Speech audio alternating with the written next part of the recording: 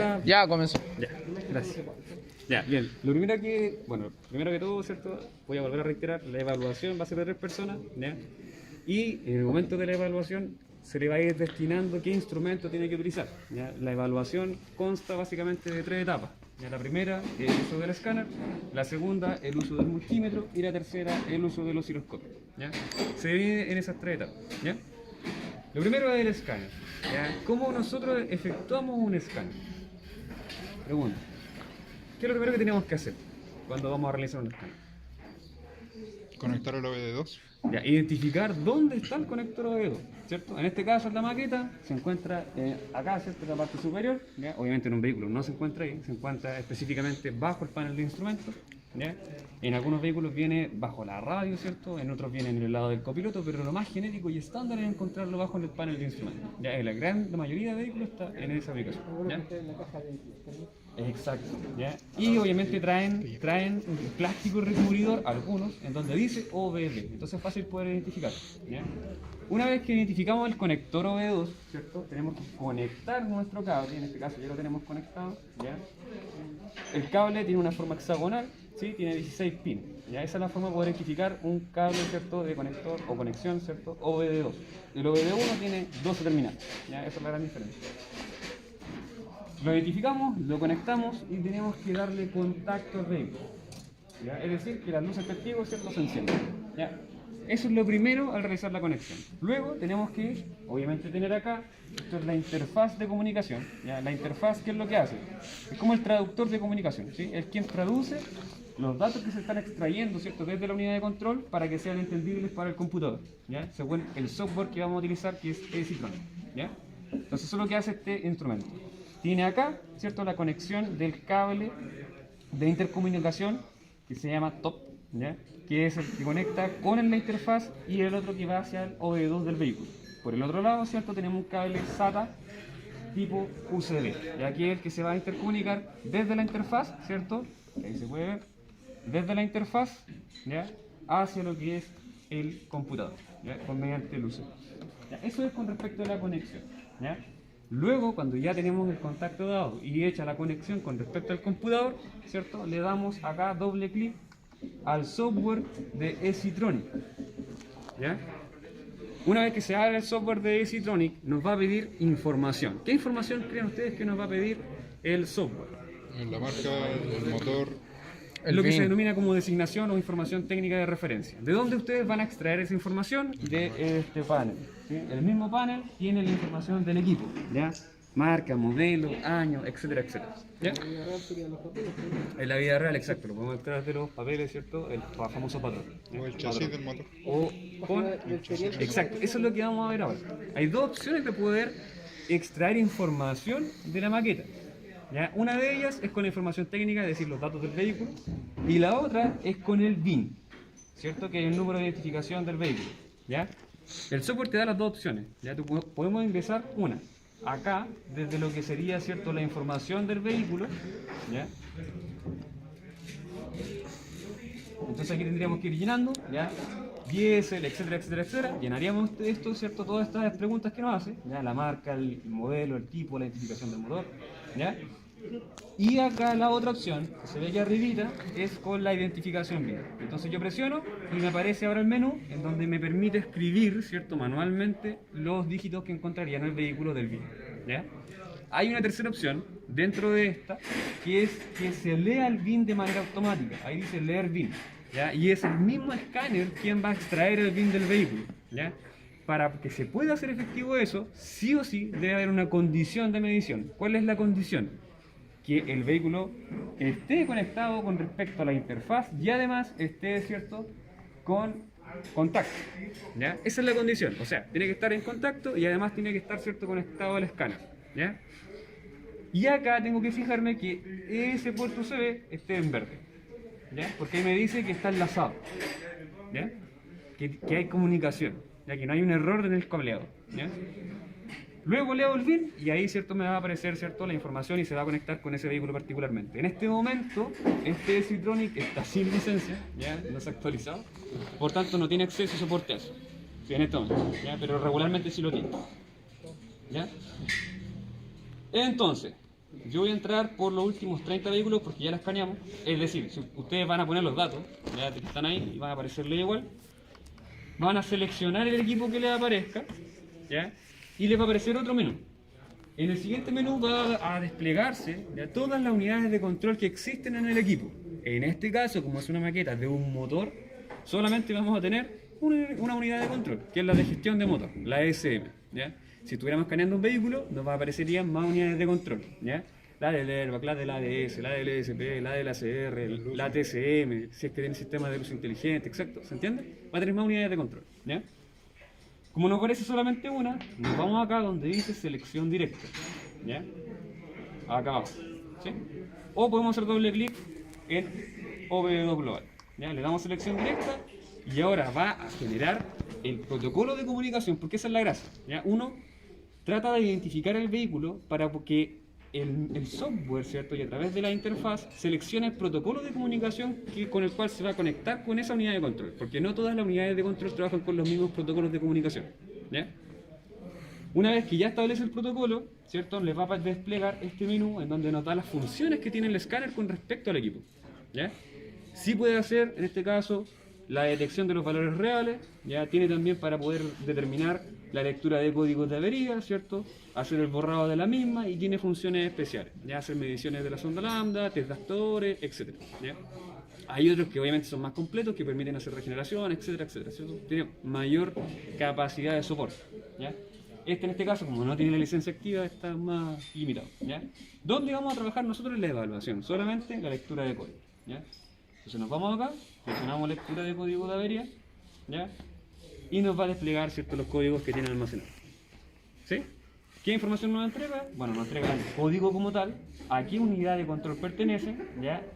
Si el estado actual que tiene ese código, si es regularmente son 3, ¿ya?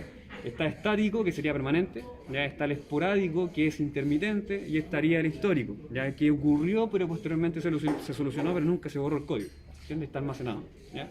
Están esos 3, ¿ya? Además nos da una ruta, es decir, dónde está el sensor, cuál sensor es el que está, ¿cierto?, ahí, y nos da el tipo de falla a la cual está, ¿cierto?, relacionada. Si es una señal alta, si es una señal baja, si tiene pobre alimentación, etcétera, etcétera. Ya nos entrega información referente al sensor, ¿sí? Hasta ahí llega la parte del escáner, ¿ya? Es decir, en síntesis, el escáner, ¿qué es lo que tiene que hacer la persona? Realizar la conexión, ¿ya? Además de eso, tiene que darle contacto, tiene que establecer y agregar los datos del vehículo y entrar en las funciones y llegar hasta lo que es la lectura de código de vehículo, ¿sí? Y obtener el código. Eso es la parte del escáner. ¿Se entiende? Solo lectura de código. Solo lectura de código. Hasta ahí llega el escáner, ¿ya? Luego sigue la siguiente persona, ¿ya? Aquí vamos a ver el segundo punto. Vamos a asumir... Nosotros llegando a esa parte ya estaría listo el escáner. Exacto. Hasta saber qué problemas Exacto, tiene. tiene que darme los códigos. ¿Ya? La persona que obviamente le toque eso. ¿Ya? Luego de esa, exacto, Se divide en tres esto. se divide en 3 personas, claro, porque son 3 etapas. Y luego le va a tocar a la otra persona, la persona que está en el escáner, le va a decir, ya, el código es tanto, ¿sí? Y a esa persona que sigue es la que le toca trabajar con el multímetro, ¿sí? Vamos por etapas. Tenemos que buscar Con el escáner. el sensor. Exacto, tiene que decir cuál es el sensor en función del código. Darle la información que aparece, ¿cierto?, en el escáner, se la da al siguiente colega, ¿ya? Y el otro colega, vamos a suponer en este caso que en la falla el código está asociado al APP. Como chico, como grande. ¿Cuál es el APP? El sensor de posición de la pedalera, ¿sí? De la pedalera de aceleración. Sería... ¿Qué es lo primero que tenemos que hacer cuando vamos a realizar, ¿cierto?, mediciones en un vehículo? ¿Ya? Y si en este caso ya sabemos que es el sensor APP, el sensor de la pedalera de aceleración. ¿Qué es lo primero que tenemos que hacer? Medir el voltaje Medir el voltaje, ¿ya? para llegar a ver si está la señal y Ya. a presionarlo para darle. Que esté Lo primero que funcionando. tengo que hacer es identificar la ubicación. ¿Dónde está? ¿Ya? ¿Dónde está el componente? Porque le puedo decir, por dar un ejemplo, ¿ya? Yo le puedo decir, ya, el sensor, o el colega le puede decir, ya, el sensor que está en falla es el sensor DPS, el sensor de presión del turbo. ¿Dónde está el sensor de presión del turbo? Porque no puedo llegar a ir a medir si no sé dónde está. ¿Se entiende? Tengo que saber primero dónde está el sensor, ¿ya? Entonces en este caso está súper fácil porque está aquí, ¿cierto? Está presente mismo, ¿ya? Y en la prueba va a ser el mismo sensor. ¿Se entiende? Va a ser el APP el que va a estar fallando. ¿Ya? Entonces, sabemos que es el sensor de la pedalera, lo identificamos, lo buscamos, ¿cierto? Ya lo tenemos. Ya sabemos dónde está. Eso es el primer punto, ¿sí? La ubicación. Segundo punto, saber qué familia pertenece. ¿Ya? ¿Qué principio de funcionamiento utilizará ese sensor? Aceleración. Pero los principios de funcionamiento son efecto Hall, inductivo, por conductividad eléctrica, piezoeléctrico, termoeléctrico. ¿A cuál pertenece? Ya, para responder esa pregunta hay que hacerse otra pregunta primero. Y la pregunta es, ¿qué magnitud física mide este sensor? Fuerza. ¿Fuerza? ¿Seguro? Yo diría que tienes. Posicionamiento, ¿cierto? Ver la posición en la cual está el pedal, ¿sí? ¿Qué familias permiten medir posicionamiento? Los Hall, los inductivos, por conductividad eléctrica. ¿Ya? De hecho, los más comunes son por conductividad eléctrica para ese tipo de sensores, ¿ya? Y son los tipos potenciómetros. ¿Sí? De hecho, específicamente, ese sensor es un doble potenciómetro. Por eso tiene 6 vías. ¿Ya? Tiene 6 terminales, porque tiene 2 potenciómetros. ¿Ya? ¿Cómo podría diferenciar y decir este es inductivo o efecto Hall o es, en este caso, ¿cierto? De tipo potenciómetro? ¿Por el número de vía? No. No, casi. ¿Por qué? Porque el de tipo inductivo no tiene alimentación. Si encuentro que tiene alimentación, no es inductivo. Me quedarían 2. Me queda el efecto Hall y me queda el tipo potenciómetro. Ahora, los dos, el tipo potenciómetro y el Hall, tienen alimentación, tienen masa y tienen señal. ¿Cómo puedo diferenciar el Hall con el de tipo potenciómetro? Por el tipo de señal. El Hall entrega señales cuadradas, el potenciómetro entrega señales lineales progresivas. Exacto. ¿Sí? ¿Se entiende? Yo no tengo la respuesta, que tiene que aparecer una línea progresiva. Perdón. Tiene que aparecer una línea progresiva en el Vamos a ver acá, ya con eso, por eso vamos ahora a corroborar, ¿sí? Vamos a realizar mediciones. Podría ser muy fácil esto. Bueno, no tengo la información técnica. Si yo tengo el diagrama, lo saltiro. Ni siquiera tengo que hacer, o sea, las mediciones serían solo para comprobar. Pero ahora vamos a medir para comprobar y además vamos a medir para identificar qué sensor es el que tenemos presente. ¿Ya? Profe, Diga. en ese caso nosotros le tenemos que decir todo eso o Sí. usted nos va a preguntar. Tiene que decir. Yo, o yo se lo voy a preguntar también. Pero eso tiene que estar ahí presente, lo tienes que decir. ¿Ya? Entonces, efecto potenciómetro, ¿Perdón? ¿de qué tipo de efecto es este? Ahora lo vamos a ver. Fíjense, ahora necesito un ayudante. Marco, usted. Ya, Nico. Salió voluntario. Cuídese. Una vez digo, Una décima por ganarse. Toma. Al nega. En el negativo. El negro. Bueno, primero que todo, Pero, ¿cierto? Si se dan cuenta, quería grabar un rato. si se dan cuenta acá, lo primero es la conexión del instrumento, ¿cierto? El instrumento, bueno, el cable negativo siempre va en el COM, ¿ya? Y el cable positivo, como vamos a ver medición de tensiones, ¿cierto? Vamos a diferenciar señal, alimentación negativa y alimentación positiva. Tenemos que buscar tensión, voltaje. Entonces busco la V. Aquí está los amperios que es corriente, y ahí aparece la V con el signo de omega, por tanto, ahí va el conector. ¿Ya? Me voy a corriente continua y la escala voy a utilizar la de 20 volts. ¿Por qué? Porque no me voy a encontrar voltajes mayores de los 14 volts que estuvieran dando el vehículo. Ya en este caso, como está detenido, va a ser 12,6 y 12, algo. ¿Sí? ¿Se entiende? Sí. Perfecto. Entonces, ahora nos vamos al negativo. Y con esto, ¿cierto? Nos vamos a ir a testear al sensor. En este caso, acá está la pedalera. ¿Sí? Aquí están los pines, que es lo mismo que si fuéramos a medir acá. Ahora, la única diferencia es que cuando yo voy a medir aquí, necesito, ¿cierto?, el conector que habíamos mostrado en la clase anterior, que es el que se utiliza para hacer mediciones no invasivas. Ya recuerden que se ingresa ese conector ya al lado del cable, ¿sí? Para hacer contacto con el conector interno de esta goma que recubre. Es lo mismo que meter una aguja y meter la Un alfiler. Claro, hay gente que mete un clip, pero el clip por la vibración puede generar un corto y eso no. Ya, por eso se usa ese instrumento. Ya que después lo vamos a mostrar acá. Bien, nos vamos por el primero. ¿Cuánto marca? 5-1. 5. ¿Qué será eso? alimentación. ¿Puede ser alimentación? Y si fuera efecto Hall podría ser señal, ¿no? Porque trabaja 5 y 0. Exacto, muy bien. Ve que lo que hablamos al Ya, Nico, principio- písate el acelerador. Perfecto, genera el cambio. ¿Hay cambio? No, es señal. Entonces. ¿Señal? Alimentación. Alimentación. Anda, Perfecto. clarito. Alimentación positiva. Segundo, 5 también. Genera un cambio.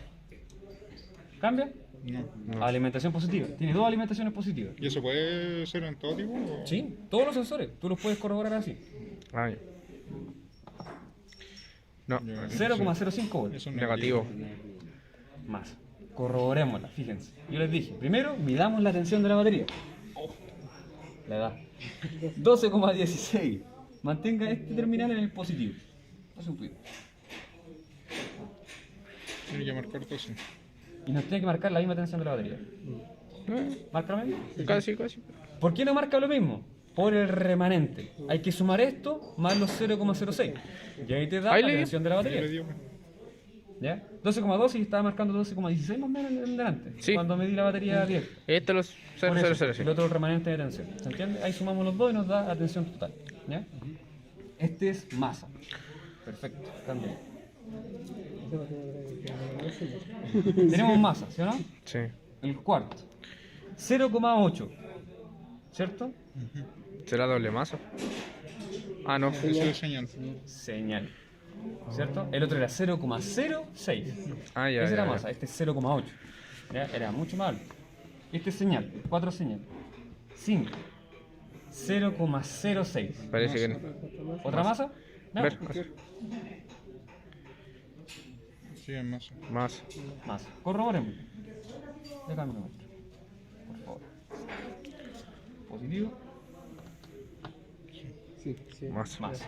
Y ahí tenemos que de nuevo el ¿Y el último? remanente. Ojalá. No sé qué será.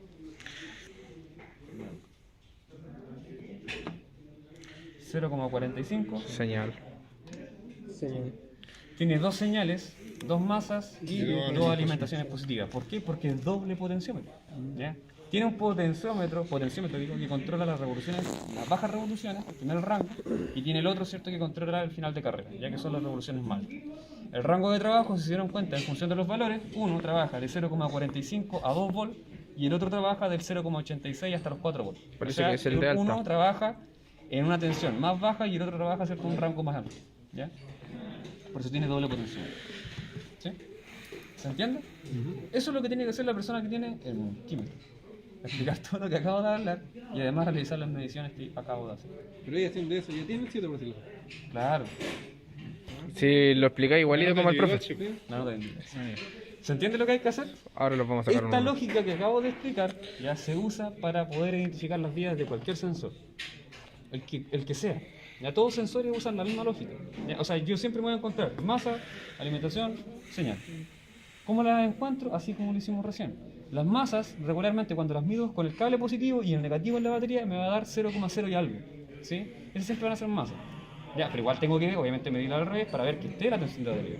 Las alimentaciones positivas van a ser siempre 5 volts o 12 volts. ¿Ya? Y para diferenciarlo de una señal, lo que tengo que hacer es generar trabajo en el sensor.